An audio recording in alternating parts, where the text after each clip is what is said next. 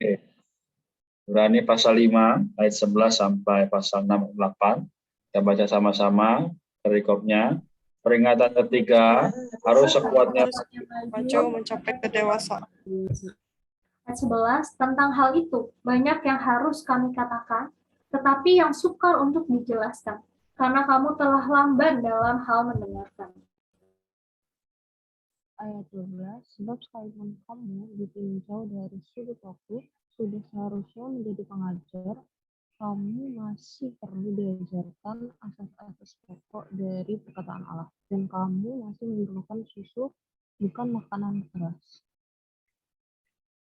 Sebab setiap orang yang terus minum susu, ia tidak memahami ajaran tentang kebenaran, sebab ia adalah anak kecil. Tetapi makanan keras adalah untuk orang-orang dewasa yang memiliki indera yang terlatih untuk membedakan yang baik dan dari yang jahat.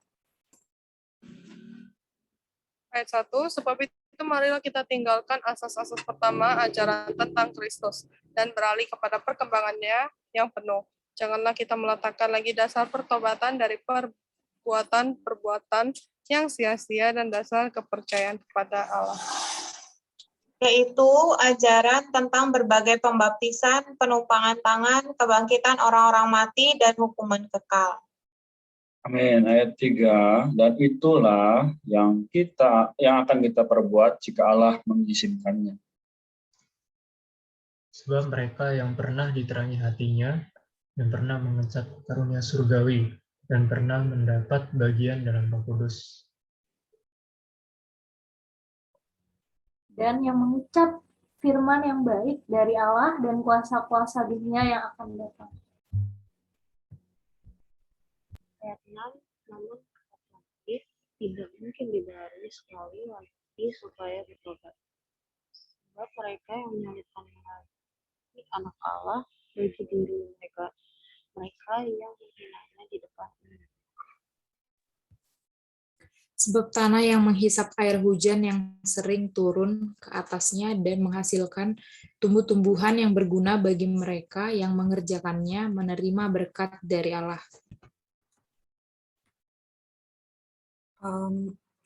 Tepan, tetapi jikalau menghasilkan semak duri dan rumput duri, tanah itu tidak berguna dan sudah dekat pada kutuk yang berakhir dengan pembakaran. Amin. Oke, jadi ayat terakhir kita baca ini cukup mengingatkan ya, atau menegur, bahkan memperingatkan kita. Ya, jadi moga melalui beberapa ayat yang kita baca malam ini boleh menjadi rema ya, menjadi dorongan bagi kita. Oke, sebelum saya mulai share, ada yang mau sharing duluan atau mau tanya, atau yang ada yang bingung?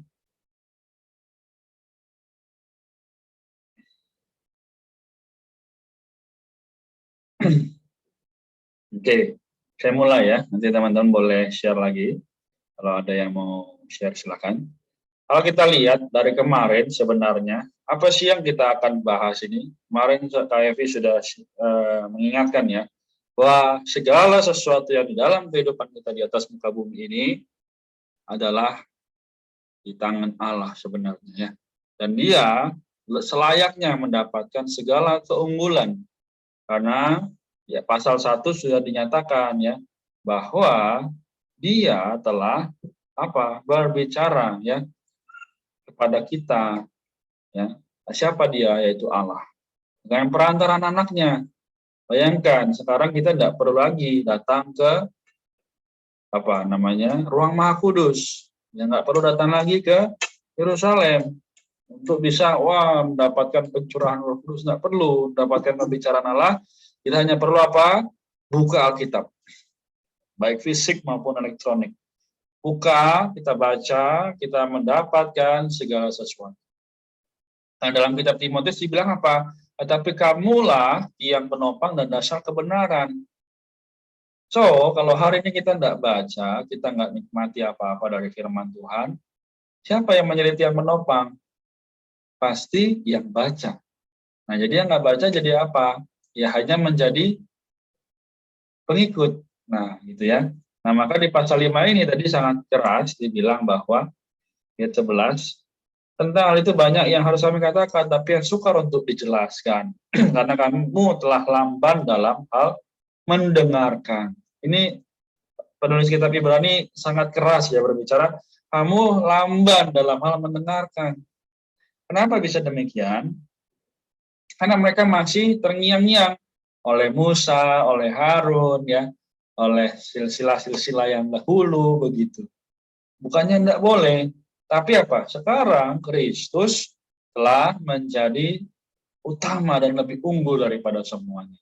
Nah, maka dia 12, sebab sekalipun kamu ditinjau dari sudut waktu, sudah seharusnya menjadi pengajar, kamu masih perlu lagi diajarkan asas-asas pokok dari perkataan Allah. Dan kamu masih memerlukan susu, bukan makanan keras. Nah, artinya apa? Memang kita perlu minum susu. Ya kan, baik kita minum susu. Ya, sampai usia berapa kita masih minum. Tapi setelah itu kan nggak mungkin selamanya kita minum ASI, kita minum ya susu ya untuk usia 2 tahun, 3 tahun. Kalau selamanya demikian kita tidak dewasa. Nah, maka yang penulis kitab Ibrani ini kembali mengingatkan, ayat 13, sebab setiap orang yang terus minum susu, ia tidak memahami ajaran tentang kebenaran, sebab ia adalah anak kecil. Jadi, intinya gini, kalau kita ambil ilustrasi ya, misalnya saya dulu kecil, ketika naik sepeda, misal jatuh, saya nangis. Ya nggak? Artinya apa? Oh iya, masa kecil masih wajar. Tapi ketika sekarang saya jatuh, saya nangis, lucu nggak? Ya, intinya apa? Ketika kita sudah semakin dewasa, kita lebih bisa menahan hal-hal yang tidak seharusnya kita lakukan, yaitu menangis, ya, mengeluh. Ya, kenapa? Kita sudah diberi umur. Ya.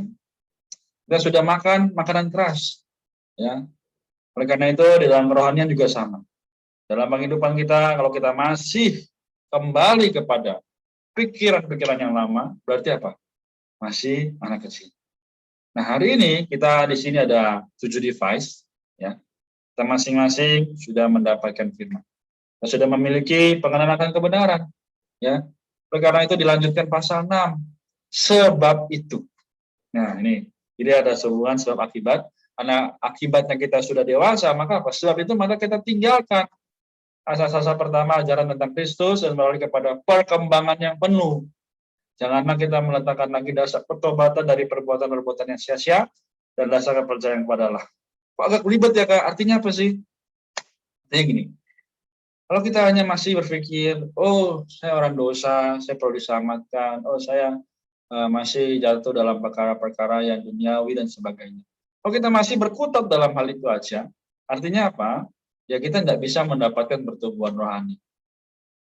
Maka harus apa dong kita yang kita kerjakan? Ya, harus belajar lebih bisa hidup kudus, hidup lebih dewasa. Ya, kita ingatkan teman kita yang lain. Bukan berarti mengajar ya, tapi artinya apa? Kita sama-sama mengingatkan. Hei, kita sudah diselamatkan. Hei, kita sudah di dalam Kristus. Masakan kamu hari ini mau dalam Kristus, besok enggak? Hari ini dalam Kristus, besok enggak? Ya, sia-sia dong penebusan Kristus. Intinya kalau kita mau berkata kurang baik ya, berarti kita menyalibkan Kristus setiap hari gitu.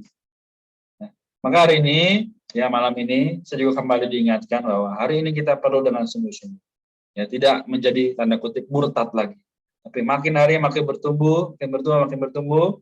Ya, nanti ketika Tuhan datang kembali kita boleh bersama-sama dengan. Ya, oleh karena itulah melalui Bible for Youth, membaca anak kitab memang bukan kewajiban. Tapi kalau teman-teman damba, saya bertumbuh bersama dan mengenal Kristus, ya inilah yang bisa kita kerjakan, yaitu Tuhan bertambah dalam kita dikurangi, ya seperti dalam kitab Yohanes, semoga bisa menyelamatkan orang lain yang melihat kita. Ya, ditutup lagi tadi ayat 8. Nah, hati-hati, bisa saja kita menghasilkan semak duri. Ya. Mungkin kita orang Kristen, tapi ternyata kita banyak menyakiti orang lain. Karena tidak mengenal kebenaran, karena tidak mengasihi firman Tuhan, ya kan? Oh, orang Kristen masih boleh tuh, ya ngapain gitu kan? Kelihatan nggak menjadi teladan, akhirnya orang lain terluka. Nah, teman-teman, semoga malam ini kita semakin hari memang boleh jatuh, memang bisa lemah, tapi setelah itu kembali lagi, bangkit lagi. Ya, jadikan itu batu loncatan. Ini yang bisa saya bagikan, nanti kalau masih ada waktu saya tambahkan di akhir. Silakan bagi yang mau share atau bertanya atau yang bingung boleh.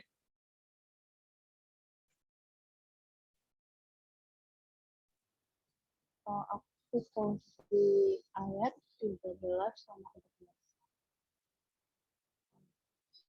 Sebab seperti orang yang terus tidak memahami ajaran tentang kebenaran. Sebab ini adalah anak kecil. Terus ayat 14 anak kelas adalah untuk orang-orang dewasa yang memiliki iman yang tapi untuk mendapat dari yang jahat. Terima kasih.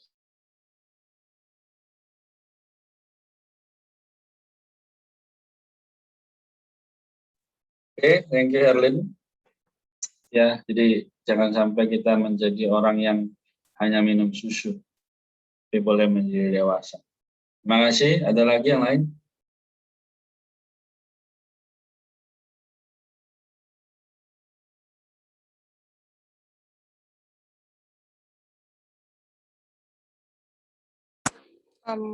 Kak Reno, aku kayaknya mau bertanya ya.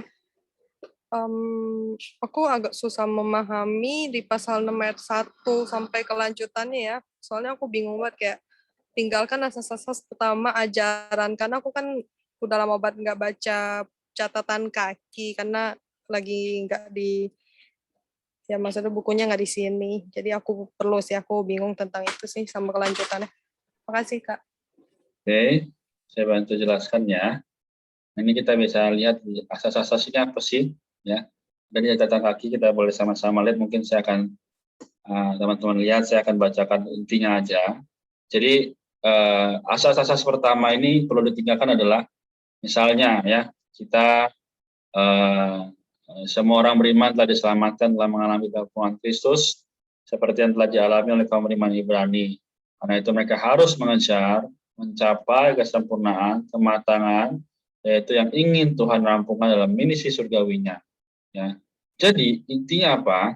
Nah, intinya adalah ketika di sini ajaran yang tentang Kristus, yaitu pertama kehidupan Kristiani ya, bertobat, ya, meninggalkan perbuatan manusia mati, percaya kepada Allah, ya, lalu ajaran tentang berbagai pembaptisan, kembangan tangan, kebangkitan orang-orang mati, hukuman kekal. Ya. Jadi memang melalui ini kita perlu belajar pertama. Tapi setelah kita tahu apa yang harus kita kerjakan, terus lebih lanjut. Ya kalau kita misalnya ini kan, kalian pernah SD, SMP, SMA, lalu kuliah.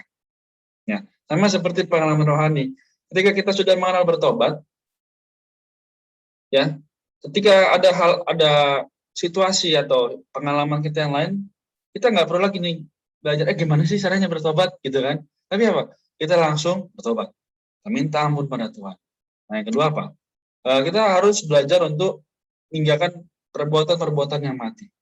Kita nggak mungkin kan, aduh gimana ya kok waktu dulu lewatin perbuatan-perbuatan yang mati itu gimana ya, teman-teman sekalian, ya.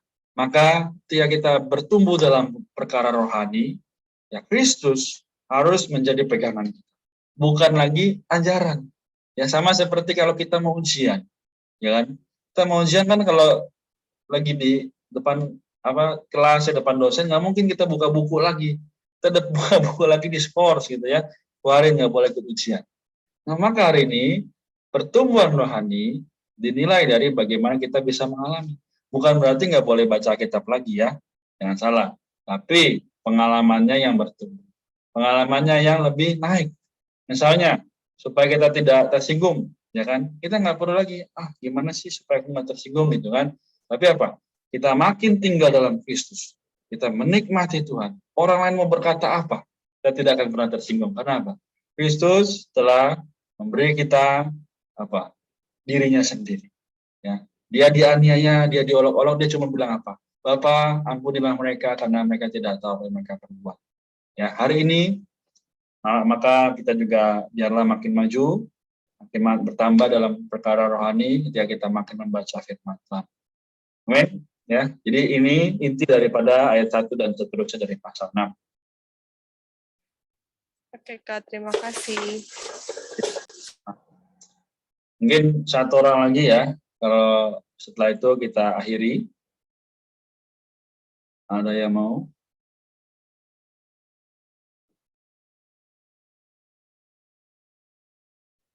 Amin.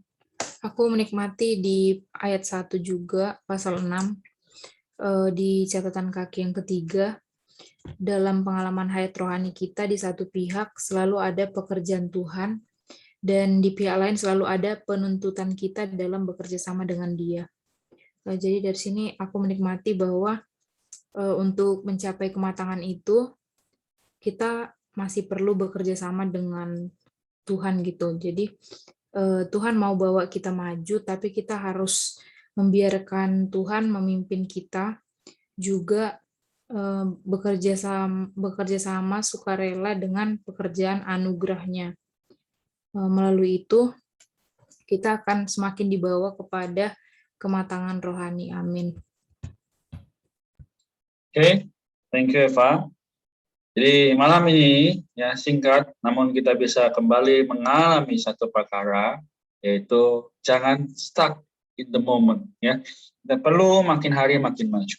Ya, kita sudah menjadi orang Kristen, kita nggak cukup jadi orang Kristen aja, tapi kita perlu menjadi orang Kristen yang mengasihi Tuhan. Ya, setelah kita mengasihi Tuhan apa? Kita menuntut firman-Nya. Kita menuntut firman-Nya apa? Kita tidak bisa hidup tanpa Dia. Nah ini artinya apa? Seperti tangga. Ya, kita dalam kitab Ibrani ini kita melihat Kristus, kita melihat hubungan manusia dengan Allah. Ya, tidak bisa dinilai dari pandangan diri sendiri, tapi perlu membawanya kepada diri Kristus.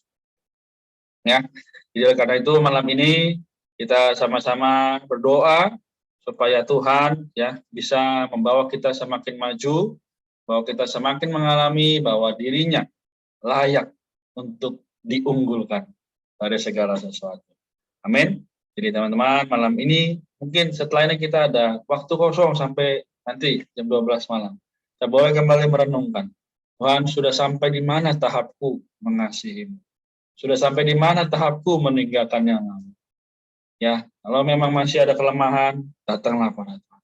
Tuhan, aku butuh Engkau. Aku perlu bimbingan daripada. Ya, tadi kata-kata yang Eva bilang di catatan kaki juga bagus ya. Tuhan menginginkan kita maju, tapi kita harus membiarkan Dia memimpin kita. Ya, oleh karena itu, sehari-hari kita jangan biarkan diri kita yang memimpin. Jadi, Tuhan, pimpin aku sepanjang hari ini. Tuhan, pimpin aku dalam masa mudaku. Perlu doa demikian, karena apa? Karena kita gampang lupa, ya, seperti orang-orang Ibrani. Baik, kita sampai di sini. Ya, semoga Tuhan merahmati, menjaga kita semua.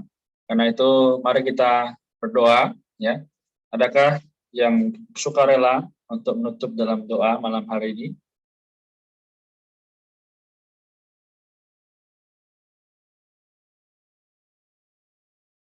Oke, baik.